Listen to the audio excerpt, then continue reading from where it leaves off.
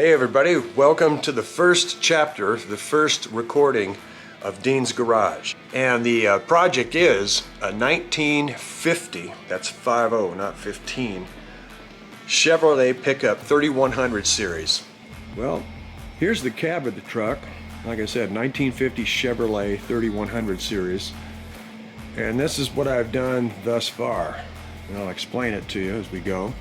By the way, these seats here are the original seat frames and springs and so forth, and I had this done way back when I was 19 years old in West Covina somewhere. The place was called Diamond Tuck Upholstery. They did a great job. It's still up.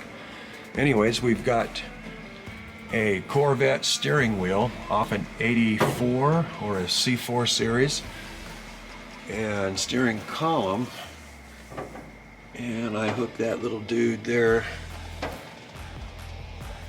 Let's see if I can get in there tighter. There we go.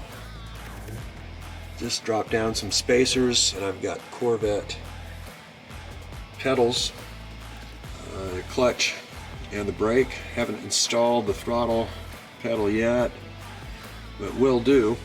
And this is the kind of flooring I'm going to go with. It's actually a ribbed rubber that you might find walking around in an oiling machine shop or something.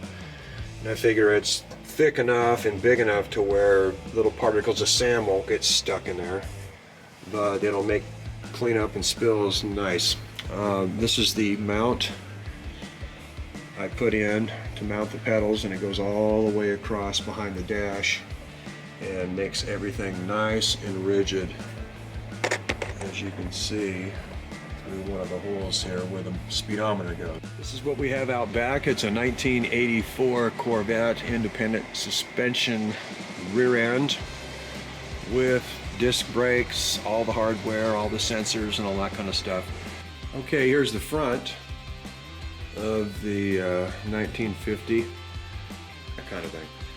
But anyways, this is a 350 Chevy, bored to 30 over. 5 thousandths in the hole off the heads, or the deck is set 5 thousandths in the hole, and it's got all the right pieces that you could have gotten back in the 60s and 70s, and that's why I'm kind of correlating this with a mesh of an 84 Corvette, and also whatever race parts were available back in the 70s and 80s. Like, you remember a place called the Super Shops? Well, anyways, I've got a 650 Holley mechanical secondary carburetor on there now, which is probably going to be a little bit small, and a Victor Jr. manifold that I picked up at a Super Shops. And I'll show you one more thing on the other side of this truck here that's kind of holding up the project, and we'll stop for now. Okay, here we are on the driver's side. And I've got a lot of pulleys installed here. I need one more before I can put the belt thing on and do the fans up front. But what's stalling this thing is this steering column coming out of the original hole in the original position. If I can just scan it a little bit here, is interfering with, excuse me if I, this spark plug right here. There's no way I can get a cap on that. It's too close to the steering column.